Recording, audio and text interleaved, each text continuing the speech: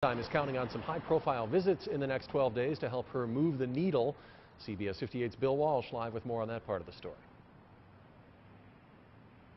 That's right, Paul. Come Friday, President Bill Clinton will be here, the Hyatt Regency in downtown Milwaukee. Next Tuesday, President Obama comes to Milwaukee. In a very tight race for governor, will these visits tip the scales for Mary Burke?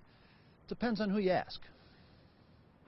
Pat Jepsen-Nemchek picked up her tickets today, excited to see President Clinton. I just have so much respect for Bill Clinton politically. But will that excitement translate into votes for Mary Burke? Generally speaking, in Wisconsin politics, endorsements don't matter very much. We asked UWM political expert Mordecai Lee, if an endorsement doesn't mean much, why bring the presidents into Milwaukee? He says it has nothing to do with convincing undecided voters, rather the voters who have decided. 47% of the likely voters are going to vote for Scott Walker come hell or high water.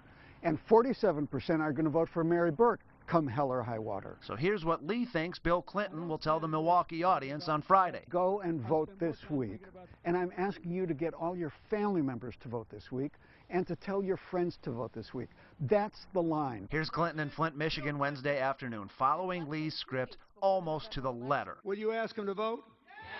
Will you tell them why they should vote?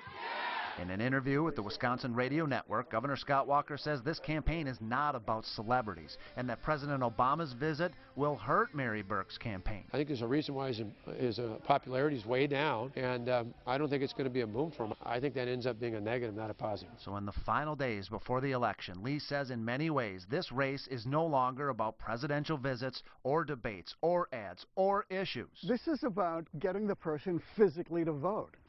You know, it's about on election day. Is it raining? Do they need a ride to the polls?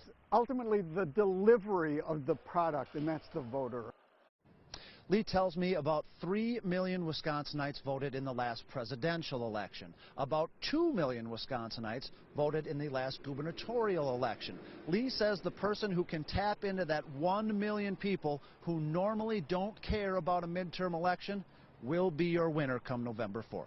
Live in downtown Milwaukee, I'm Bill Walsh, CBS 58 News. Bill, thank you. Progress tonight on Milwaukee's blight problem. A house once sitting empty now has a new owner.